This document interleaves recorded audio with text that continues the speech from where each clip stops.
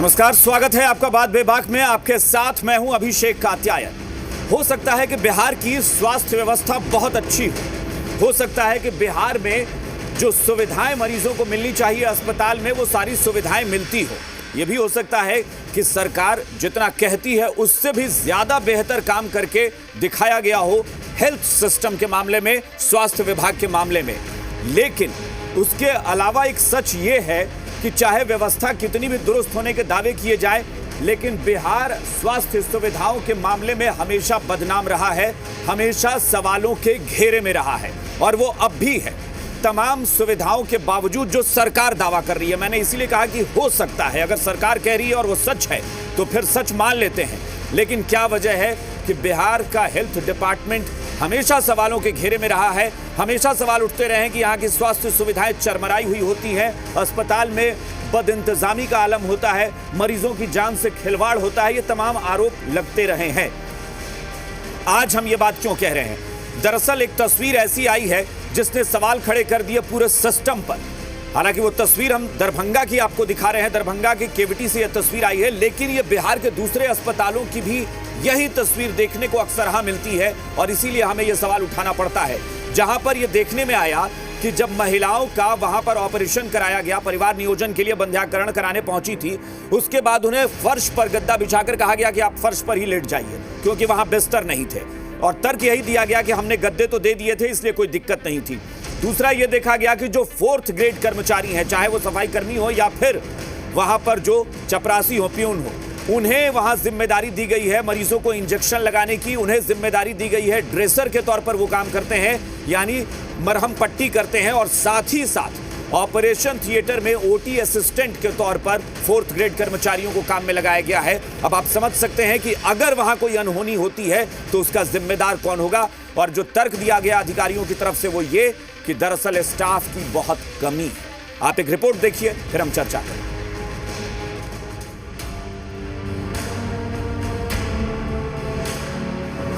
Operation के बाद जमीन पर मरीज, 4th वर्गीय कर्मचारी दे रहे हैं इंजेक्शन। बिहार के अस्पताल को इलाज की जरूरत। जी हां, अस्पताल को इलाज की जरूरत है, और हो भी क्यों ना जब बीमारी ही ऐसी है। यकीन ना हो तो इन तस्वीरों से हालात को समझिए। दरभंगा के केवीटी पीएचसी की तस्वीर है और जमीन पर जितने लोग लेटे हैं उन सभी का ऑपरेशन हुआ है, परिवार नियोजन का। लेकिन ऑपरेशन के बाद क्या हुआ? उन्हें जमीन पर लिटा दिया गया। नीचा में तो नहीं देवक चाहिए, बेड पर नीचा में तो नहीं देवक चाहिए, सबके बेड देवक चाहिए। सब अपना अपना घर से ओढ़ना बिछाना लाए हैं, तब या कंबल मिले आप लोगों को? नहीं, कमर नहीं मिला है। परिवार नियोजन हुआ है, सर इन लोगों को ट्यूबलाइजेशन जमीन पे लेटा करके ऑपरेशन लेटा है। जमीन पर लेटा है, अभी गद्दा के साथ है, गद्दा उद्दा सब मिला हुआ है। सोशल डिस्टेंसिंग की बात करें तो क्या करें सर? सोशल डिस्टेंस में हुआ है। यही नहीं, जिन महाशय ने गद्दा बिछाने का काम किया वही महाशय इन मरीजों को इंजेक्शन दे रहे हैं। यानी 4th वर्गीय कर्मचारी के भरोसे मरीजों को छोड़ दिया गया। और काबिले तारीफ ये है कि ये महाशय भी मान रहे हैं कि वो ये काम पहले से करते आ रहे हैं। सर नर्स नहीं है इसके अंदर में, कम है, रात में नर्स एक ही है सिर्फ, तो वो नहीं आके सर आए हैं देने के लिए, ये एम्प्लॉय दिए हैं। सिस्टर लोग जो है ना वो नीचे है, वो लेबर रूम में, तो बोले हैं कि आप जा कर के थोड़ा दे दीजिए, हम दे रहे हैं। और जब रात्रि ड्यूटी में तैनात डॉक्टर से हमारी बात हुई तो उन्होंने पूरे स्वास्थ्य विभाग के सिस्टम की पोल खोल कर रख दी। स्टाफ की कमी है, चूँकि यहाँ कंपाउंडर है नहीं, ड्रेसर है नहीं, ड्रेसर का पोस्ट खाली है, तो चूँकि ड्रेसिंग का काम वही करते हैं, 4th ग्रेड है, लेकिन उनको चार्ज दिया गया है ओटी असिस्टेंट का। पीएचसी के डॉक्टर का यह बयान हैरान करने वाला है। अस्पताल में हर स्तर पर खामी है और खामी को कौन दुरुस्त करेगा? किसी का कंप्लेंट प्राप्त नहीं हुआ। इस अगर आपके द्वारा बताया गया है तो हम इस मामले को दिखवाएंगे कि क्या एक्चुअल क्या है, उसको हम देख लेंगे, उस पता करवा लेंगे, तो फिर जो का उचित कार्रवाई होगा उसको किया जाएगा। समझिए हालात को। सिर्फ अस्पताल बना देने से काम नहीं चलेगा, इसके लिए व्यवस्था चाहिए, स्टाफ चाहिए, डॉक्टर चाहिए, दवाइयां चाहिए, नर्स चाहिए। और जब तक इन संसाधनों को पूरा नहीं किया जाएगा हालात सुधरने वाले नहीं हैं, तब आपकी जिंदगी इन्हीं चतुर्थ वर्गीय कर्मचारियों के भरोसे छोड़ी जाएगी। मुकेश, जी मीडिया, दरभंगा। और चर्चा के लिए जो मेहमान हमारे साथ जुड़े हैं उनसे आपका परिचय कराते हैं। बीजेपी की तरफ से पार्टी के प्रवक्ता अजफर शमशी हमारे साथ जुड़े हुए हैं, जेडीयू प्रवक्ता अभिषेक झा हमारे साथ हैं, विपक्ष की तरफ से आरजेडी के प्रवक्ता शक्ति यादव हमारे साथ जुड़े हुए हैं और डॉक्टर संजय कुमार हमारे साथ विशेषज्ञ जुड़े हैं। और इत्तेफाक से आपको बता दें कि डॉक्टर संजय कुमार इस मामले में, हेल्थ से जुड़े मामले में, स्वास्थ्य के मामले में अच्छी खासी विशेषज्ञता भी रखते हैं। वो बताएंगे, उनकी नज़र भी रहती है इस मामले में कि आखिर प्रदेश में स्वास्थ्य व्यवस्था किस तरह की है। आप सबका बहुत बहुत स्वागत है। शुरुआत शमशी साहब हम आपसे करेंगे। सवाल तो देखिए बहुत सारे उठ सकते हैं, लेकिन मैं सिर्फ छोटा सा सवाल पूछूंगा कि आखिर ये प्रदेश में हो क्या रहा है। और स्वास्थ्य जो व्यवस्था है, कोरोना का काल हमने देखा है, तब भी बहुत सारे सवाल उठे, लेकिन आप लोगों ने दावा किया कि सब अच्छा चल रहा है। अब जब हम वैक्सीनेशन के करीब पहुंच गए हैं कि वैक्सीनेशन का काम शुरू करेंगे, और तब इस तरह की तस्वीरें आती हैं कि क्या इस तरह से हमारा सिस्टम काम कर रहा है? देखिए अभिषेक जी, इसमें कहीं दो राय नहीं है कि जो पहले की स्वास्थ्य व्यवस्था थी और अभी एनडीए के सरकार में स्वास्थ्य व्यवस्था में बहुत ज्यादा तरक्की हुई। एक आध स्पेसिफिक एग्जाम्पल लेकर के आप पूरे बिहार की स्वास्थ्य व्यवस्था को लचर नहीं कह सकते। नंबर 1। नंबर 2 ये है कि अगर आप देखेंगे कि एनडीए के पहले महीने में 36 पेशेंट आते थे, अभी हजारों की संख्या में पेशेंट। सवाल ये पैदा होता है कि स्वास्थ्य व्यवस्था बेटर हुई है। अब जहां स्पेसिफिक आप बात कर, मैं ये कहना चाहता हूं कि अगर कहीं पर कोई खामी है और वो जांच का विषय है, उस पर कार्रवाई होगी। लेकिन अगर मान लीजिए टीडी है, नहीं, लेकिन ये आप नहीं कह सकते ना कि हमने सिर्फ एक उदाहरण दिया है। वो तो हर रोज हम डेली रूटीन में खबरें तो आती ही रहती हैं, हर दिन आती हैं, अलग अलग अस्पतालों की आती है। ये जब इस तरह की बहुत ज्यादा अलग किस्म की तस्वीर आ जाए जो चौंका दे बिल्कुल, कि आप 4th ग्रेड के कर्मचारी को आप ड्रेसर भी बना दीजिए, आप उसको ओटी असिस्टेंट भी बना दीजिए, उसी को आप कंपाउंडर भी बना दीजिए, तो फिर लगता है कि भाई कुछ ज्यादा अच्छी व्यवस्था हो गई है, तो हमको फिर उस पर डिबेट भी करना पड़ता है। नहीं अभिषेक जी सुन लीजिए, जो ट्रेंड हो जाते हैं, हाँ। अगर 4th ग्रेड के ही होते हैं तो वो प्रमोट हो जाते हैं, और अगर ट्रेंड होते हैं किसने प्रमोट किया? वो तो वो शख्स खुद ही कह रहा है, वो शख्स खुद ही कह रहा है कि हमें कह दिया गया कि आप कर दीजिए। प्रमोट किसने कर दिया? वो जानता था तब कह दिया गया ना। अरे जानता क्या था? तो अब ये, अब तो वही बात है ना, फिर मतलब ये मान लिया जाए कि आप झोला छाप डॉक्टरी को ही बढ़ावा देने में लग गए हैं। नहीं, वो बात नहीं है भाई, या तो आप कह दीजिए कि प्रमोशन करके हमने उसे बना दिया ड्रेसर। कोई 4th ग्रेड का ट्रेंड है और वो कंपाउंडर का काम कर सकता है, अगर वहां पर कंपाउंडर नहीं हुई है, कंपाउंडर के लिए आप क्या किसी को भी मतलब कह दीजिए कि नहीं, हमने जुबानी तौर पे ट्रेनिंग दे दिया और ट्रेंड कर दिया, आप जाइए इंजेक्शन लगाइए, आप ड्रेसिंग का काम करिए। हजारों की संख्या में पेशेंट आ रहे हैं, तो आपको करना होगा व्यवस्था ना। अगर कोई कैसी बात कर रहे हैं शमशी साहब? आपको व्यवस्था करनी होगी उसके लिए, उसको आपको व्यवस्था करनी पड़ेगी। अगर पेशेंट 1000 नहीं 10,000 आ जाते हैं तो आपको उस हिसाब से संख्या बढ़ानी पड़ेगी वहां लोगों की, कर्मचारियों की। ये नहीं आप कह देंगे कि जमीन पर लेट जाइए, सोशल डिस्टेंसिंग छोड़ दीजिए, एक साथ एक पर एक बैठ जाइए वहीं पे बगल में। कैसी बात आप कर रहे हैं? तो मैं बार बार कह रहा हूं कि आपको तो देखना पड़ेगा ना कि पहले कितने पेशेंट आते थे, अब कितने भाई, मैं तो स्वीकार कर रहा हूं, मैं ये नहीं कह रहा कि आपने कुछ भी नहीं किया, लेकिन अगर पेशेंट बढ़ रहे हैं तो आपको व्यवस्था भी बढ़ानी पड़ेगी। आप खुद कह रहे हैं कि पेशेंट हजारों में आ रहे हैं।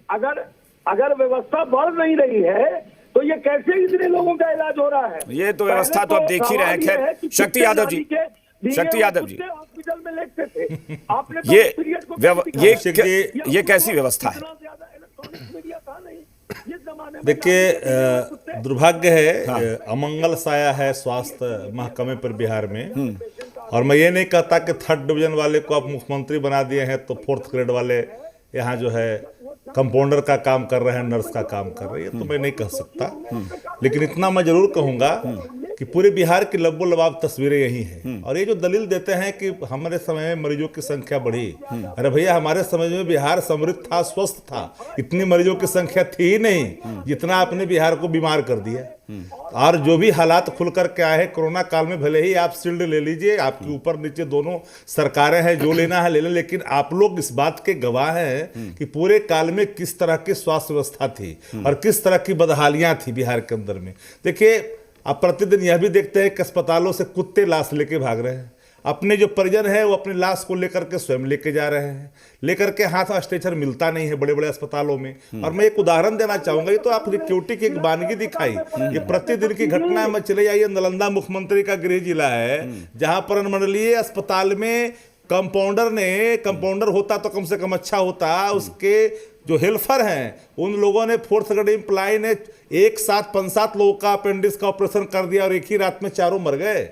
हाय हंगामा करके, गरीब आदमी था, कोई इसको सवाल, एक सप्ताह के बाद मामला खुल, तब तक तो सब कुछ खत्म हो चुका था। तो हालात पूरे तरह पर मानिए कि स्वास्थ्य चरमराई हुई है। और स्वास्थ्य महकमा में सबसे बड़ा सवाल है कि जो मंत्री हैं इनको फुर्सत नहीं है स्कोर, कितना क्रिकेट का स्कोर है और टिक टैक बनाने से। तो ये तो पूरी तौर पर सरकार ही जो है ना, हम लगातार कह रहे हैं कि स्वास्थ्य महकमा को राजनीतिक चश्मे से नहीं देखना चाहिए। यह लोगों के स्वास्थ्य का चिंता का सवाल है, जिंदगी का सवाल है। इसमें अमंगल साया का जो वातावरण कायम हुआ है पिछले दिनों, जब से मुजफ्फरपुर की घटना घटी है, तब से लगातार अभी तक वैश्विक संक्रमण से लेकर अभी तक कोई पूछने वाला नहीं है। अब तो कोई डर से बोलता नहीं है ना, डॉक्टर बोलेगा डॉक्टर के खिलाफ चले गए लोग। सवाल उठता है कि जो मन में आए सो कर ले, और पूरी सुई और रुई भी अगर आप खोज लेंगे जाकर के अस्पतालों में तो नहीं मिलेगा।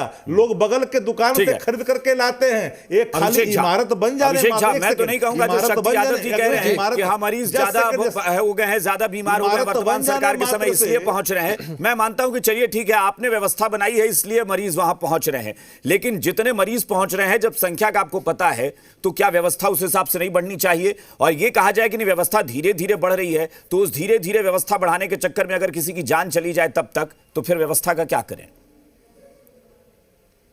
देखिए अभिषेक जी, आपने इस टॉपिक को आज उठाया है, मैं चाहूंगा कि तथ्यात्मक इस पर चर्चा हो सके। मैं इत्तेफाक नहीं रखता हूं उस बयान से कि भाई पहले लोग ज्यादा स्वस्थ थे, अब लोग ज्यादा बीमार हैं। अब सुविधा ज्यादा है इसलिए लोग पहुंच पाते हैं। तथ्यात्मक अध्ययन आप करेंगे। पहले तो मैं एक बात स्पष्ट कर दूं कि भाई कहीं भी अगर गड़बड़ी होती है किसी भी विभाग में, तो हम उसका पक्ष नहीं लेते हैं। हमारी सरकार इसके साथ कॉम्प्रोमाइज नहीं करेगी। जहां भी इस तरह की गड़बड़ियां सामने आएगी, जांच होगी और जो भी संबंधित लोग होंगे उन पर रूप से होगी। लेकिन अभिषेक जी, एक बात समझना बेहद जरूरी है। 2005 में अस्पतालों में, सरकारी अस्पतालों में औसतन हर महीने मात्र 39 लोग पहुंचते थे, और अब 9,474। आप समझिए कि कितना ड्रास्टिक चेंज हुआ है। और अगर आप और तथ्यों को देखना चाहेंगे ना, तो उस समय से लेकर अब तक 2000 से ज्यादा अस्पताल खुल गए। पहले की स्थिति क्या थी? 45 वर्षों का शासन था कांग्रेस का, तब मात्र 5 गवर्नमेंट मेडिकल हॉस्पिटल्स थे। और आज आप देख सकते हैं कि बिहार में नीतीश कुमार जी के शासन काल में 15 से ज्यादा मेडिकल कॉलेजेस कार्यरत हैं। अब एक चीज समझिए जरा, कोरोना महामारी आई, इन लोगों ने खूब हल्ला मचाया, टेस्ट नहीं हो रहा है, जांच नहीं हो रही है, लेकिन टेस्ट की संख्या 2-2 लाख प्रतिदिन तक पहुंच गई। और कहीं ना कहीं यही कारण है ना कि बिहार में कोरोना से हम जंग जीतने जा रहे हैं। 2-2 कोविड के डेडिकेटेड हॉस्पिटल्स बने। कोविड वाला जब सिचुएशन था तभी लोग जाते थे सरकारी अस्पताल की तरफ। आपके आंकड़ों को मैंने गलत कहूंगा नहीं, कुछ कहूंगा, लेकिन मैं सिर्फ फिर इस पर आ रहा हूं। आप बात पर आइए कि आपने बोला कि 9,000 मरीज औसतन प्रति माह पहुंचते हैं, जो पहले 39 के करीब हुआ करते थे। सवाल यह है कि 9,000 मरीजों के पहुंचने के बाद आपने इंतजाम क्या किए? सवाल यह है कि वो 4th ग्रेड कर्मचारी जो चपरासी की भूमिका में वहां काम कर रहा है, उसे आपने कह दिया कि इंजेक्शन लगा दो या ड्रेसिंग करो या ऑपरेशन थिएटर में असिस्टेंट के तौर पर काम करो, उसकी योग्यता आपने तय की। सवाल यह कि क्या कोई डॉक्टर ये कह सकता है कि नहीं, स्टाफ की कमी है इसीलिए हम इन्हीं से काम चला रहे हैं? भाई स्टाफ की कमी है यानी मरीजों की जान के साथ हम खिलवाड़ कर लें? नहीं, इसके दोनों पक्ष। नहीं, मैं इसका पक्षधर कहां हूं अभिषेक जी। मैंने जो तथ्य आपके सामने रखे उसका आप मतलब समझिए। मतलब यह है कि कहीं भी अगर कोई मिस्टेक, गलती होती है तो हम उसके पक्षधर नहीं है। लेकिन दूसरी तरफ सरकार ने जब इतना काम किया है, इतनी फैसिलिटीज है, उसके बावजूद आपको अपवाद के रूप में कहीं भी ऐसी गड़बड़ी दिखती है, तो आप उसको आधार बनाकर पूरी स्वास्थ्य व्यवस्था को या सरकार के द्वारा किए गए हुए पूरे कार्यों को नकार नहीं सकते। आप ये सोचिए कि 2.5 दर्जन महिलाएं, अगर 31 महिलाओं का ऑपरेशन होता है, परिवार नियोजन के लिए बंध्याकरण ऑपरेशन होता है, उसके बाद उन्हें बिस्तर पे लेटा दिया जाता है। आप देख रहे हैं कि एक हॉल में वो 31 महिलाएं अगल बगल में लेटी हुई हैं। कोरोना के समय सोशल डिस्टेंसिंग की बात हो रही है। अगर वहां इंफेक्शन होता है, अगर किसी तरह की परेशानी होती है, तो कौन जिम्मेदार है? हमने इस नहीं, हमने इस बात को कभी सही नहीं ठहराया है। हमने कहा है कि यह जांच का विषय है और निश्चित रूप से जो भी लोग इसमें इन्वॉल्व हैं उन पर कार्रवाई होगी। जहां भी विफलता है हम उससे पीछे नहीं हट रहे हैं, लेकिन हमारा यह कहना है कि भैया सरकार ने जब इतने वर्षों में इतना काम ठीक है, मैं तो कह रहा हूं कि सरकार ने अगर इतने वर्षों में काम किया है तो इस पर भी ध्यान देने की आवश्यकता है। मैं आपकी बात को नकार नहीं रहा। डॉक्टर संजय, हम कहां ध्यान देने से ठीक है डॉक्टर संजय, अब आप बताइए, क्योंकि आपकी नजर रहती है इस मामले पर, स्वास्थ्य से जुड़े मामलों पर, आप मुझे जरा बताइए कि क्या ये जो लापरवाही है इसे क्या सीधे तौर पर क्रिमिनल नेग्लिजेंस नहीं कहेंगे? नहीं, बिल्कुल कहेंगे। और मैं तो ये बता रहा हूं कि 2000 यहाँ पीएचसी हैं अभी बिहार में, 150 सीएचसी हैं जिस कम्युनिटी हेल्थ सेंटर को मैं देख रहा हूं। अब होता क्या है कि चूंकि इनके पास एनेस्थेटिक होते नहीं हैं, अब किसी दिन एक एनेस्थेटिक को इन्होंने बुलाया और कहीं से सर्जन को इन्होंने हायर किया, अगर उस अस्पताल में उपलब्ध नहीं है तो, और चलो भेड़ बकरी की तरह एक ही दिन में 30, 31, 32, 33 जितना ऑपरेशन करना है ऑपरेशन कर दो। जो बेड की इनकी स्थिति है बिहार में, ठीक है, मैं नहीं कह रहा हूं कि आपने इंफ्रास्ट्रक्चर को डेवलप नहीं किया है, लेकिन अभी भी बेड जो है 1000 पेशेंट पर इनका बेड 0.11% है। अब कल्पना कीजिए कि कितना बेड है। दूसरी तरफ बार बार आकर के आईएएमएस के डायरेक्टर जो हैं दिल्ली के, वो कह रहे हैं गुलेरिया साहब कि ये जो वैक्सीन है ये ट्रीटमेंट नहीं है, आपको प्रिकॉशनरी मेजर अपनाना होगा। 31 महिलाओं को, वह भी वैसी महिलाएं जिनको आपने तुरंत अभी ऑपरेट किया है, जिसके बारे में आप कह रहे हैं कि उनको इन्फेक्शन लगने का डर है, सेप्सिस में वो जा सकती हैं वो महिलाएं, उन महिलाओं को एक कमरे में नीचे बेड पर आपने सुला दिया और कहा कि बदले में क्या दे दिया, गद्दा। वो कह रहा है जो चतुर्थ वर्गीय कर्मचारी है उसको हाइजीन समझ में कितना आता होगा मुझे नहीं पता है। वो डॉक्टर साहब को समझना चाहिए कि अगर आप बेड भी मुहैया नहीं करा रहे हैं तो इन्फेक्शन लगने की वहां पर पूरी संभावना है। चौथी महत्वपूर्ण बात, अगर आपके पास पैरामेडिकल स्टाफ नहीं है, ठीक है, नर्सेज की कमी है, कंपाउंडर की कमी है, अब तो आप ही के रेड क्रॉस में मात्र 30 या 35 दिनों में एक छोटी सी ट्रेनिंग होती है जिसमें आप चतुर्थ वर्गीय कर्मचारियों को ट्रेन कर सकते हैं कि कैसे आप इंट्रावेनस, इंट्रामस्कुलर इंजेक्शन आप देंगे। क्या वो कर्मचारियों को कहीं से ट्रेनिंग मिली है? किसी ने सर्टिफिकेट दिया है? अब वो कौन सा वेन पंक्चर कर देगा, कौन सा आर्टरी पंक्चर कर देगा, उसको भी बेचारा को नहीं पता है। और आप उससे इंजेक्ट करवा रहे हैं कि चलो हमारे पास स्टाफ की कमी है। तो इस तरह की लापरवाही, बिल्कुल, ये जो आप कह रहे हैं डॉक्टर संजय, मैं भी वही कह रहा था, क्योंकि अभी शमशी साहब कह रहे थे, अगर आपने ट्रेंड किया है और ट्रेंड करके आप उसे वाकई सर्टिफाइड कर देते हैं, सर्टिफिकेट दे देते हैं कि हाँ ये भी अब कंपाउंडर की भूमिका निभा सकता है, तो मैं मान सकता हूं। क्योंकि किसी को अगर आप ट्रेंड कर दें, उसको सक्षम कर दें कि भाई वो काम कर सके, तो बुरा नहीं है। लेकिन बिना ट्रेनिंग के, वो सिर्फ इसलिए क्योंकि नर्स नीचे है, उसने कह दिया है कि जाकर तुम इंजेक्शन दे आओ। वही तो मैं कह रहा हूं कि भाई आपके पास तो रेड क्रॉस जैसी संस्था है जिसमें बहुत शॉर्ट ड्यूरेशन में आप उसको ट्रेंड कर सकते हैं, और बिना ट्रेंड किए हुए वो व्यक्ति इंजेक्ट कर रहा है, वो कितना हाइजीन को मेंटेन कर रहा होगा। वही तो मैं कह रहा हूं कि कितने लोगों का वेन पंक्चर हुआ होगा, कितने लोगों का आर्टरी पंक्चर हुआ होगा, वो उसको भी नहीं पता है। वो जो महिलाएं, जितना डिस्टेंसिंग तो है ही नहीं, जिस तरह से अनहाइजेनिक कंडीशन में आप एक जगह रखे हुए हैं, वहां से ही इन्फेक्शन निकलेगा। वो महिलाएं तो प्रभावित होगी ही, वो जहां जाएगी उनको भी बिल्कुल सवाल यही है। डॉक्टर शमशी साहब, डॉक्टर संजय जो कह रहे हैं आप उस पर जवाब दीजिए। विपक्ष अपनी बात कह रहा है, विपक्ष की बात को भी नजरअंदाज आप नहीं कर सकते हैं, और डॉक्टर संजय जो हैं वो जो बता रहे हैं, सवाल यही है कि ये महिलाएं ग्रामीण इलाकों से अगर आती हैं, ये अपने घर जाती हैं और वहां जाने के बाद उनके साथ क्या हो जाता है, फिर सरकार के वो आंकड़े में थोड़ा ही ना होगा कि पीएचसी में पहुंचे थे और वहां इंफेक्शन हो गया, इंफेक्शन की वजह से उनके साथ कोई घटना हो गई, क्योंकि वो आपके आंकड़े में होगा नहीं, जो होना है हो जाएगा। आप कोरोना काल से ही देखें, शुरू में कितना हाई तौबा ये विपक्ष वाले मंगाए, लेकिन रिकवरी रेट सबसे बेटर बिहार का हुआ। तो इनका काम है हाई तौबा, ये सोल्यूशन नहीं चाहते हैं। आप बिहार का इम्यून सिस्टम ही जांचते रहिए बस, कि इम्यून सिस्टम बहुत स्ट्रांग है और हमारे यहाँ कोई बीमार नहीं पड़ता है। वो महिलाएं जाएंगी, क्या होगा आपको पता नहीं है। अस्पताल को लेकर के पूरे बिहार की स्वास्थ्य व्यवस्था को कटघरे में नहीं खड़ा कर सकते, ये बिल्कुल तय है। अरे इसी अस्पताल का बता दीजिए कि जो हुआ वो गलत था या नहीं, यही बता दीजिए कि जो हुआ वो गलत था या नहीं। ऐसा नहीं है, पहले की तरह के बिल्कुल छोड़ दिया गया। जहां हजारों हजार मरीज की संख्या बढ़ गई, इंफ्रास्ट्रक्चर बढ़ गया, मेडिकल कॉलेजेस बढ़ गए, हॉस्पिटल की संख्या बढ़ गई, शमशी साहब, इस पूरी चर्चा में किसी ने ये कहा क्या कि आपका इंफ्रास्ट्रक्चर डेवलप नहीं हुआ है? सवाल ये है कि इस अस्पताल की जो हम दिखा रहे हैं तस्वीर, जो हुआ क्या वो सही है? उसे आप सही करार देंगे या नहीं? सिर्फ इतना बोलिए। मैं कहाँ कह रहा हूँ कि जो हुआ वो सही है। मैं ये बोल रहा हूँ कि अगर कोई गड़बड़ी हुई, वो जांच का विषय है, उस पर कार्रवाई होगी।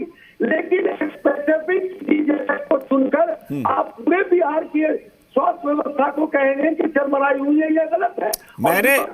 मैंने पहले भी कहा कि आपके दावे हो सकता है कि सच हो, लेकिन यह सवाल है अब भी कि आखिर क्यों बिहार के हेल्थ सिस्टम पर बार बार प्रश्न चिन्ह लगता है?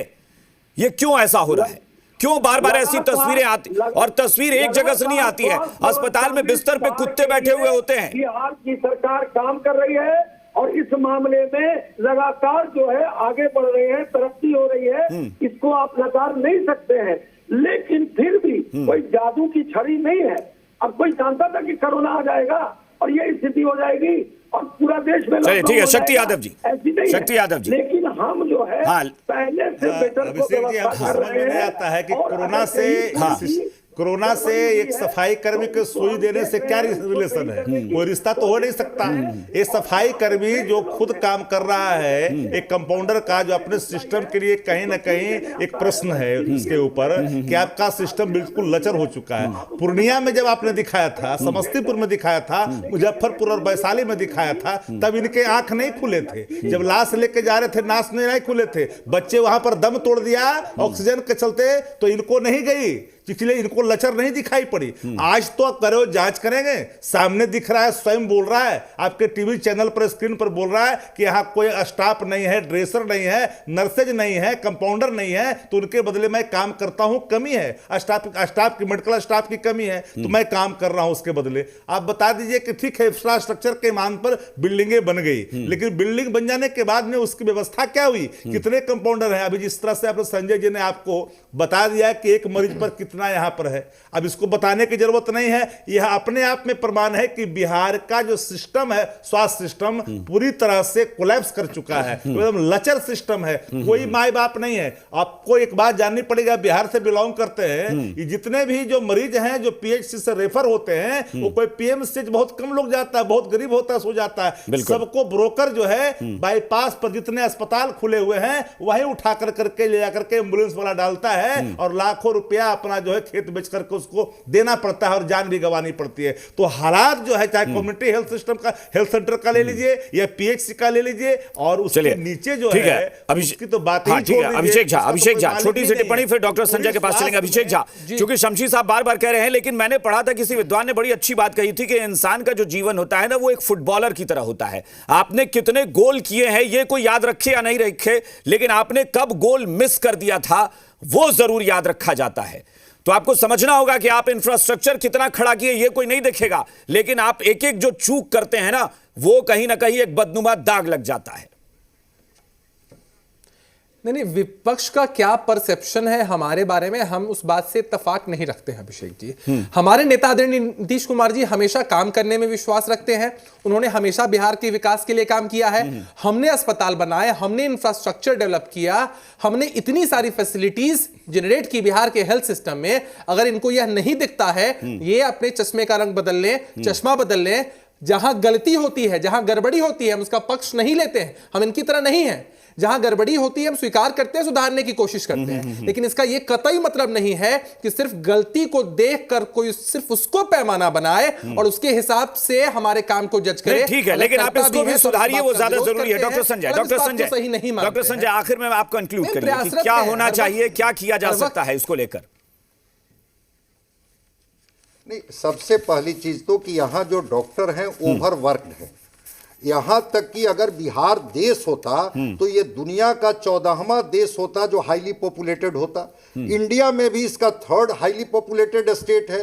तो अगर देख लिया जाए, छोड़ दीजिए बाकी, यूपी की बात हम करते हैं, बिहार में 43,780 मरीज पर एक डॉक्टर हैं और यूपी में 21,000 पर एक डॉक्टर हैं। नेशनल रेशियो को अभी छोड़ दिया, उसमें तो हम लोग बहुत पीछे हैं। बिल्कुल। तो जब तक आप डॉक्टर्स नहीं देंगे, पैरामेडिकल स्टाफ नहीं देंगे, जब तक आप उनको असिस्टेंस नहीं देंगे, जब तक उनको ट्रेंड नहीं करेंगे, तो ये दृश्य तो देखने को मिलेगा जब तक आप अस्पतालों में बेड की सुविधा मुहैया नहीं करेंगे। यही तो हुआ था एनएमसीएच में कोरोना काल में जो शिष्टमंडल आया था, यही बात तो वहां के सुपरिटेंडेंट ने कह दिया था कि हम बेड का मतलब ये नहीं होता है कि बेड मतलब एक बिछावन लगाना, बेड का मतलब कि वहां पर सारे जो पैरामीटर्स हैं, जो सपोर्टिंग सिस्टम है, चलिए वो होना चाहिए। बिल्कुल, इस पर सरकार को ध्यान देना होगा। चलिए, हमारे पास वक्त की थोड़ी कमी है सर, बहुत बहुत शुक्रिया आप सबका हमारे साथ जुड़ने के लिए, इस चर्चा में शामिल होने के लिए। बात बेबाक में फिलहाल इतना ही। बने रहिए जी बिहार झारखंड के साथ। नमस्कार।